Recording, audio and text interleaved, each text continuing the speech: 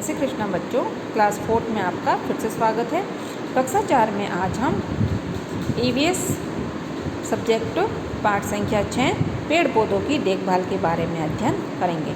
पाठ का एक हिस्सा हमने पिछले वीडियो में अच्छे से पढ़ लिया है। आइए पाठ को आगे पढ़ते हैं। कई पौधों के तने मुलायम होते हैं। क्या होते हैं? कई पौधों के तने क्या होते हैं? मुलायम होते हैं। पौधों के तने मुलायम होते हैं, है ना। अब जैसे बेल है, बेलें होती है करेले की, तरबूज की, इन बेलों के तने क्या होते हैं? मजबूत होते हैं। और पेड़ के तने कैसे होते हैं? पेड़ के तने कठोर होते हैं और लंबे चौड़े होते हैं। तो पौधों के तने क्या होते हैं? मुलायम होते हैं। आपने कई फूलों सब्जियों की बेल को देखा है ना। करेले की बेल है, तरबूज की बेल है, लौकी की बेल है, तोरई की बेल है, इन सब बेलों को देखा है। तो उन बेलों के तने कैसे होते हैं? एकदम पतले पतले से तार के जैसे होते हैं, मुलायम होते हैं। इनका तना इतना मुलायम होता है कि पौधा सीधा खड़ा नहीं रह सकता। अब इनका तना क्या होता है? इतना मुलायम होता है, नरम होता है कि ये एकदम सीधा खड़ा नहीं रह सकता है। पेड़ का तना तो क्या होता है? वो सीधा खड़ा रह सकता है ना, क्योंकि वो मजबूत होता है। मगर अगर उस पर पत्तियां ज़्यादा हो जाए तो वो भी मुड़ जाता है। तो जो बेल होती है उसका तना मुलायम होता है, इस वजह से वो सीधा खड़ा नहीं रह सकता। इन तनों से तंतु निकलते हैं। इन तनों से क्या निकलते हैं? तंतु निकलते हैं। अब ये देखिए बच्चों, आपको ये बेल दिखाई दे रही है। ये बेल किसी सहारे से ऊपर चढ़ रही है। अब ये देखिए, यहाँ बेल है, ये सहारे से ऊपर चढ़े जा रही है ना। इसको सहारा चाहिए। क्यों? क्योंकि ये सीधे खड़े नहीं रह सकते, क्योंकि इनका जो तना होता है वो बहुत ही मुलायम होता है। ये तंतु ठोस चीज़ों जैसे बिजली का खंभा, दीवार, लकड़ी या डाली पर लिपट जाते हैं। अब आपने कभी कभी पेड़ों के बीच में बेल को देखा है ना, तो वो बेल क्या होती है? उस पेड़ के तने के सारे उस पेड़ के ऊपर चढ़ जाती है। तो उसे सहारा चाहिए होता है। लाइट के खंभों के ऊपर भी आपने बेल को लिपटे हुए देखा होगा, है ना। तो ये जैसे मजबूत ठोस चीज़ों से, जैसे लाइट का, बिजली का खंभा है, दीवार है, लकड़ी या डाली से लिपट जाते हैं। इससे तने को सहारा मिल जाता है। अब ये देख लिए, आपके सामने चित्र है ना। ये मोटा तना है और ये पतला तना है। तो ये पतला तना इस मोटे तने से लिपट के आगे बढ़ता जा रहा है। नहीं, अगर नहीं तो फिर ये ज़मीन में फैलेगा।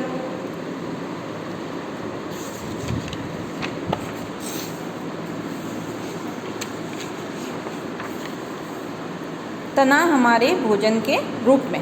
अब तना हम खाते हैं। अब कौन कौन से तने हम खाते हैं देखिए।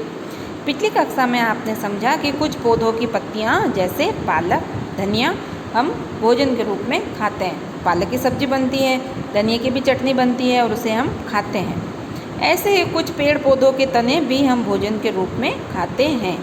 नीचे दिए गए चित्र देखिए, उन्हें पहचान कर अपनी कॉपी में इनके नाम भी लिखिए। तना जो हम खाते हैं, देखिए गन्ना क्या है? ये तना ही है, सीधा सीधा लगा हुआ होता है ना। तो इसकी पत्तियां तो काम में नहीं लेते। ये तना है, इसका रस निकालते हैं और इसके रस से शक्कर बनती है, गुड़ बनती है, इसको हम खाते भी हैं, है ना।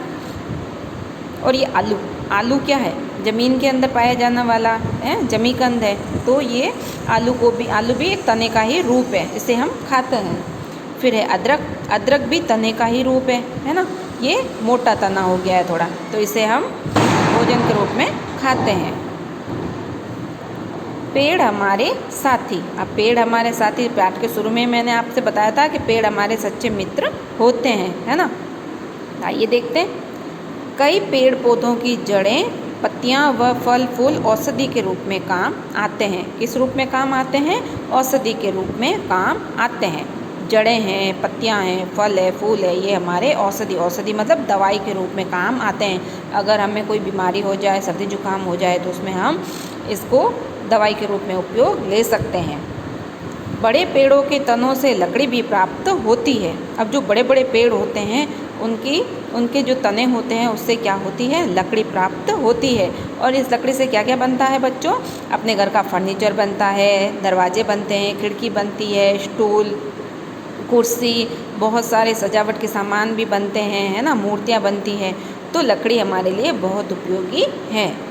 पेड़ पौधे वायु को शुद्ध करते हैं। और क्या काम होता है? हमारे साथी कहते हैं पेड़ पौधे देखो पेड़ पौधे क्या करते हैं, वायु को शुद्ध करते हैं। कैसे?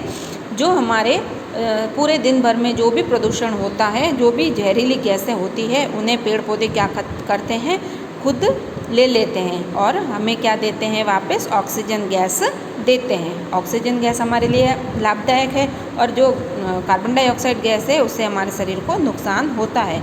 तो पेड़ पौधे कार्बन डाइऑक्साइड गैस खुद लेते हैं और हमें कौन सी गैस देते हैं, ऑक्सीजन गैस देते हैं। ये ज़मीन के कटाव को भी रोकते हैं। अब पेड़ पौधे क्या करते हैं, ज़मीन के कटाव को भी रोकते हैं। अब ज़मीन के कटाव को कैसे रोकते हैं कि जो पेड़ पौधों की जड़ें होती हैं वो ज़मीन को अपनी जड़ों से पकड़ लेती है ना, तो मजबूत हो जाए वो ज़मीन क्या होती है, वहाँ पे कठोर बन जाती है, तो पानी के बहाव से एकदम बहती नहीं है।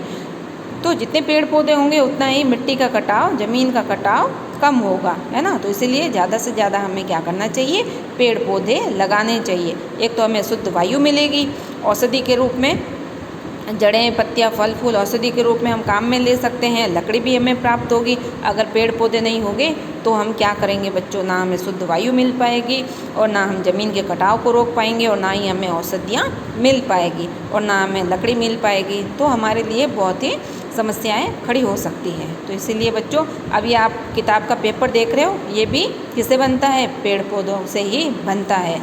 तो हमेशा याद रखिए बच्चों, अगर एक पेड़ काटने की बिना आवश्यकता तो पेड़ काटने ही नहीं है। अगर आवश्यकता हो, बहुत ज़रूरी आवश्यकता हो कि नहीं इस पेड़ को तो अब काटना ही पड़ेगा, तो उसकी जगह आप 2 पौधे लगाइए। और पौधे लगा के छोड़ना नहीं है, पौधों की उचित देखभाल भी करना है जब तक कि वो खुद से बड़े नहीं हो जाते हैं। तो जब वो थोड़ा संभलने लग जाए, 2-3 साल के उसका तना मजबूत हो जाए, तब तक उसकी अच्छे से देखभाल कीजिए, फिर वो बारिश के पानी से अपने आप बड़े हो जाएंगे। ठीक है।